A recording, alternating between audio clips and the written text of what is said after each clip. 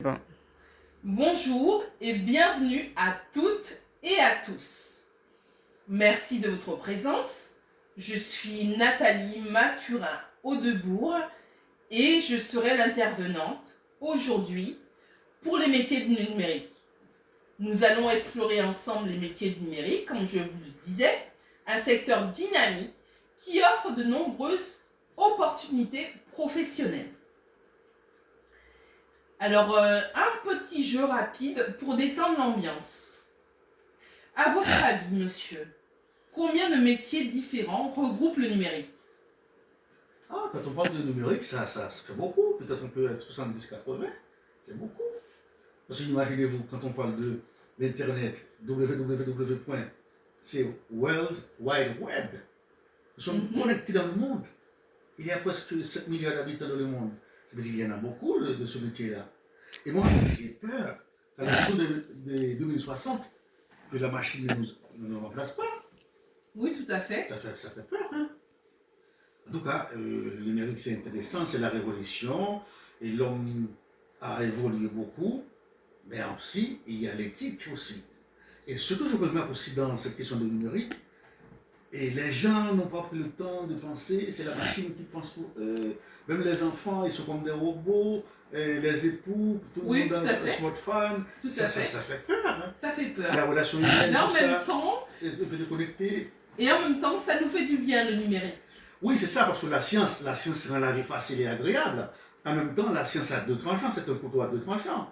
Là où il y a la satisfaction, aussi il y a un goût amer. On doit faire attention. Il faut qu'il y ait l'équilibre, n'est-ce pas? Tout à fait, monsieur. Comment vous vous appelez? C'est monsieur Nacitas. Oui, monsieur Nacitas, vous avez tout à fait raison. C'est très pertinent ce que vous venez de dire. Et j'aimerais que vous me dites en un mot l'utilisation principale d'Internet ou de votre smartphone au quotidien. Eh bien, secrétariat. Secrétariat, parce que ma secrétaire peut communiquer pour moi, si je ne suis pas là. Il peut faire des tâches, peut accomplir des tâches pour moi. Et le smartphone maintenant, surtout avec l'intelligence artificielle, avec l'IA, ChatGPT. En un seul mot, je peux dire secrétariat. Je peux résumer ça à la secrétaire. Tout à fait. Alors en effet, on utilise beaucoup le smartphone ou Internet pour des tâches qu'on n'a pas envie de faire. Et l'IA nous facilite la vie au quotidien. Tout à fait. Tout à fait. Ouais. Donc pour commencer notre atelier, nous allons nous concentrer sur 3 familles de métiers clés aujourd'hui. Oui. Le marketing digital, le développement web et la data. Pourquoi ce choix? Le numérique transforme les entreprises au quotidien, création de valeur via le web et les données, expérience client en ligne, sécurité et fiabilité des services numériques. Et bien sûr, comme vous l'avez dit tout à l'heure, l'intelligence artificielle qui modifie la façon de travailler. Alors, au cours de cet atelier, vous allez découvrir des missions typiques, les compétences requises et les perspectives d'emploi pour chaque famille de métiers. Comprendre les formations et les premières actions concrètes pour se lancer, réaliser des exercices d'auto-évaluation de vos compétences pour vous situer par rapport à ces métiers. Alors, le marketing digital, vous devez penser à l'attention et l'engagement des clients en ligne. SEO, SEA, réseaux sociaux, analytics, gestion de projets digitaux. Le développement web, concevoir et maintenir des sites et des applications. Front-end, back-end, full stack mobile, intégration et déploiement. Et enfin, la data. transformer les données en décisions, collecte, nettoyage, analyse, visualisation, rôle commun comme analyste, data engineer, data scientifique. Alors, ceci n'est pas une conférence, c'est un atelier interactif. Il y aura des moments où vous pourrez poser des questions, faire des mini-quiz et réfléchir à votre situation personnelle. Alors, définition de l'objectif personnel. À la fin de l'atelier, vous devriez pouvoir dire quel métier me parle le plus et quelle action concrète je peux démarrer cette semaine pour progresser.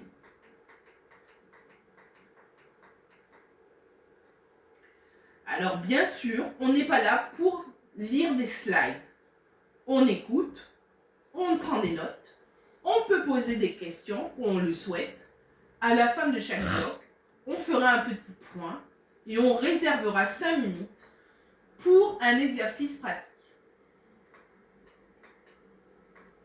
Alors le numérique, c'est bien plus qu'un métier. C'est un ensemble d'environ 80 métiers. Comme vous l'avez dit tout à l'heure, M. Nassitas. Vous avez dit que ça regroupait 70 à 80 métiers. Alors je vous annonce que c'est environ 80 métiers qui évoluent rapidement.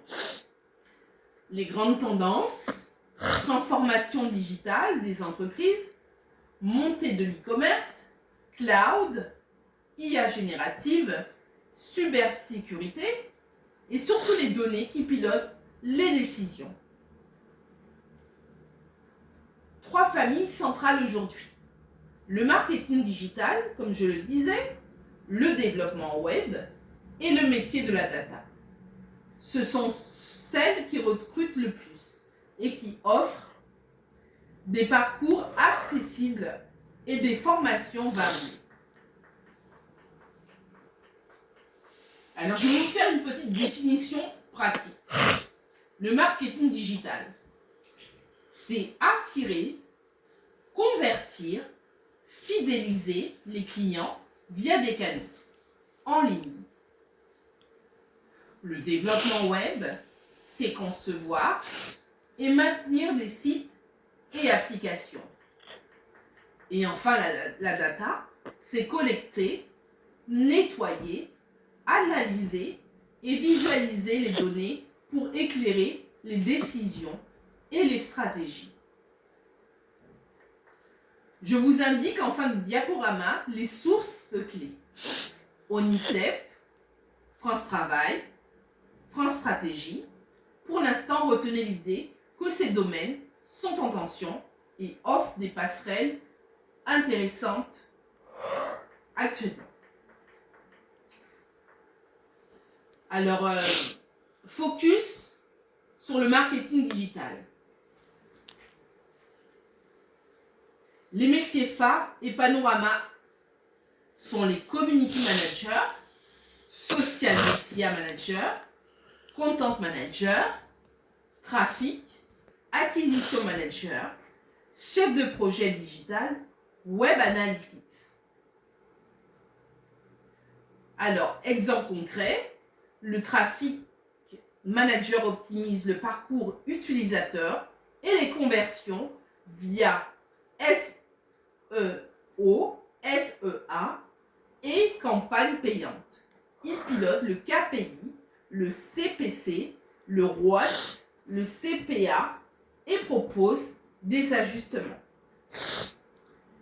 En exemple, le chef de projet digital coordonne la création de contenu, les campagnes et le suivi des performances sur plusieurs canaux.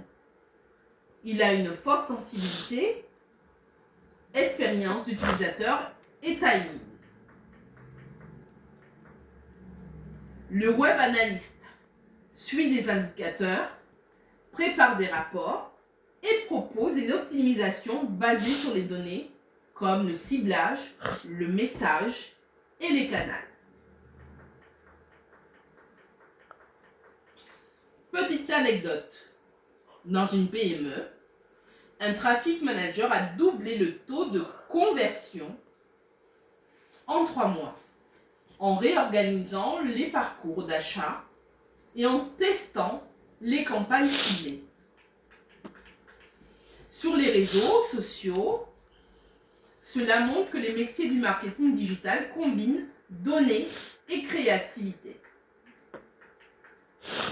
Maintenant, voyons le cœur technique côté développement web. Les métiers phares et panorama. Développeur front-end, back-end, full stack, développeur mobile, intégration web, DevOps et QA. En exemple, un développeur front-end travaille l'interface d'utilisateur, comme les HTML, les CSS et JavaScript. Framework comme React, Next.js. Il met l'accent sur l'ergonomie et l'accessibilité. Le développeur back-end gère la logique, serveur, les bases de données et l'intégration API. Le développeur full stack traverse les 2 volets, assure l'intégration et le déploiement. Alors, petite histoire, un développeur front-end a récemment travaillé sur une interface accessible qui a augmenté le taux d'utilisation chez les personnes en situation de handicap de 20%. Vous ne trouvez pas ça formidable, monsieur Nacitas? Oui. Tout à fait. Et côté data, voyons ce que recouvrent les métiers autour des données.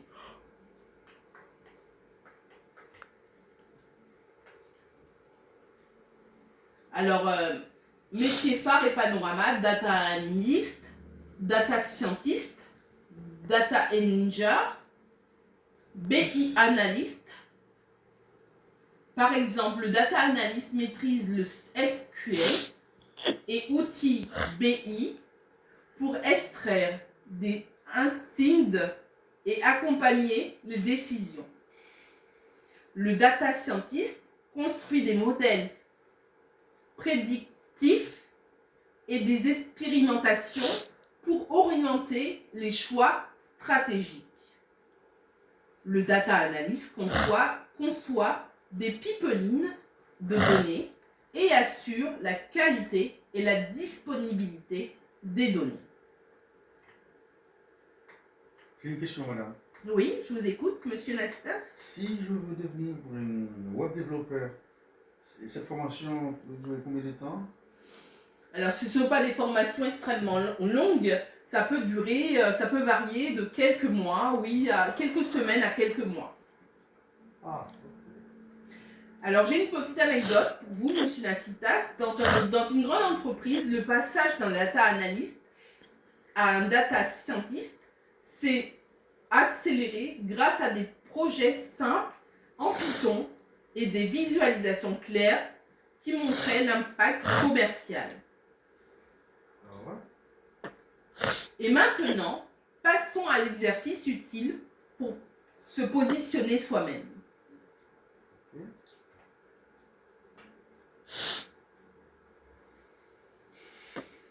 Alors, prenez 5 minutes pour noter clairement 3 éléments concrets. Un métier cible pour chaque famille ou un métier prioritaire unique. 3 compétences transférables que vous possédez déjà et 2 compétences à acquérir. Une action concrète à réaliser dans les 7 prochains jours. Par exemple, mettre à jour votre CV, LinkedIn, démarrer un mini portfolio, contacter un pro pour un échange. Pour chaque métier ciblé, écrivez 3 compétences clés, techniques et comportementales, et notez 2 compétences à développer. Définissez une action mesurable et réalisable. Par exemple, publier un article sur LinkedIn sur un projet lié au métier visé. Ouvrir un GitHub et y déposer un mini-projet. Qui veut partager son premier métier cible et une compétence à développer?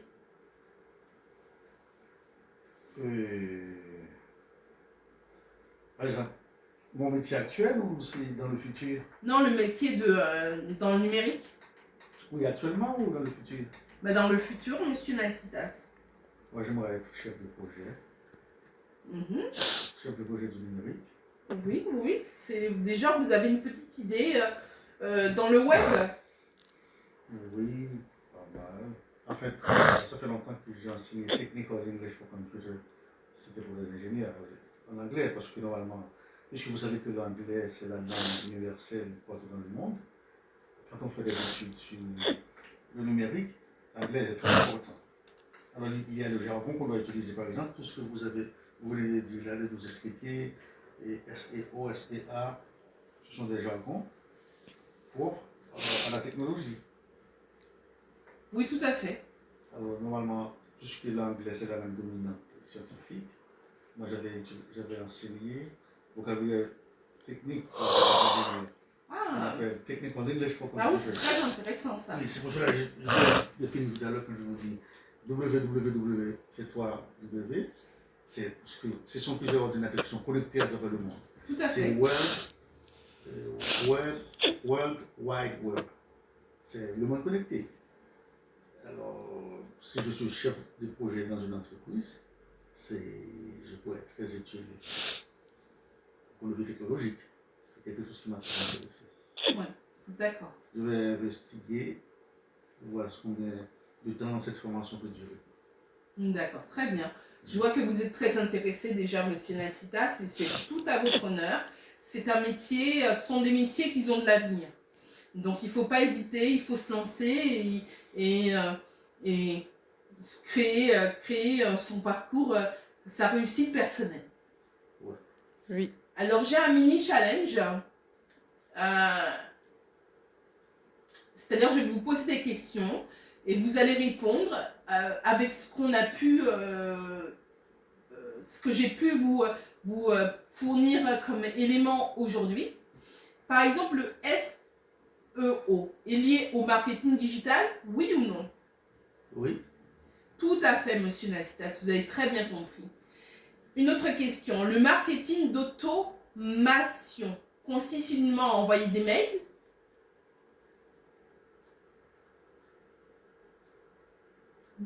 Ah oui, de consommation, bien sûr. C'est envoyer des mails. Je pensais que vous n'avez pas terminé. Et oui, c'est. Par exemple, pour fidéliser les clients, qu'est-ce qu'on appelle relation client? Il faut envoyer les mails, le client se sent concerné, et puis c'est service de consommation, je crois. Tout à fait, monsieur Nassitas. Maintenant, je vais vous poser des questions sur le développement web. J'aimerais savoir si le développeur front-end s'occupe du rendu côté client, ce que voit l'utilisateur. Il y a des rapports à fournir, je crois, le développeur web, c'est ce que vous avez dit? Le développeur front-end s'occupe du rendu côté client, ce que voit l'utilisateur, oui ou non? Non. Eh bien oui, monsieur Nassitas. C'est le cœur de son métier. Oui? C'est le cœur de son métier, tout à fait. Ah, parce que je n'avais pas bien entendu. Okay. D'accord. Et le HTML est un langage de balise utilisé pour structurer un passage web, oui ou non? Oui, c'est le protocole. Tout à fait. Tout à fait, vous avez bien compris. Maintenant, je vais vous poser quelques questions sur le métier du data. Un data scientist ne fait jamais de visualisation de données, oui ou non? Faux. Tout à fait. Parce Oh là, vous êtes vraiment incollable. C'est lui qui est responsable pour donner faire des rapports, etc. Tout à fait. Pour analyser. Pour analyser.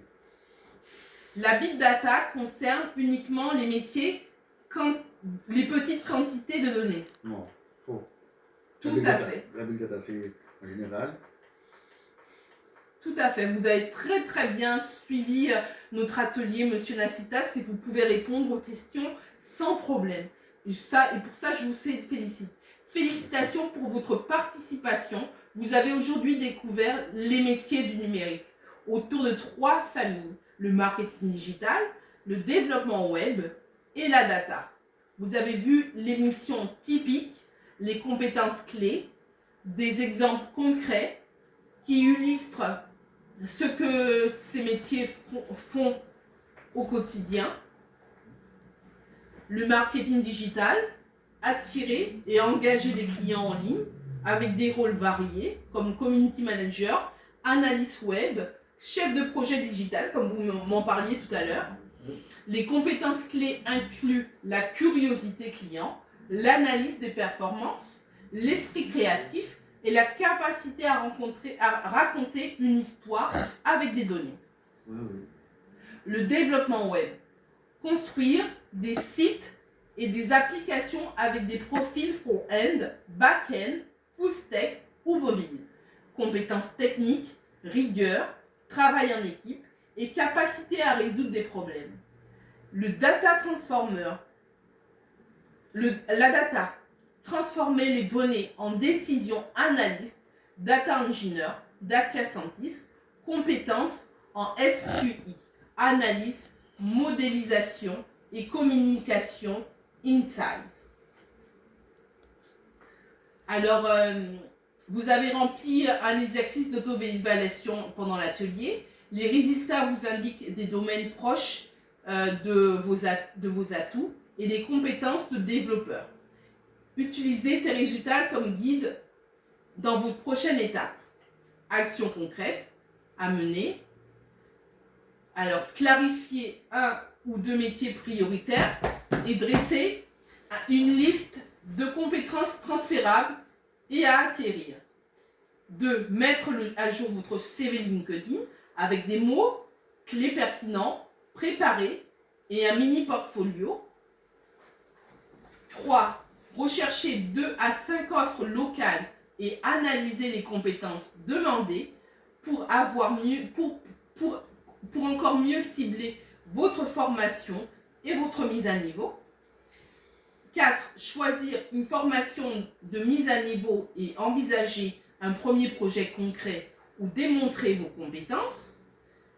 Et enfin, contacter 2 professionnels pour des échanges informels afin d'obtenir des conseils et des réseaux.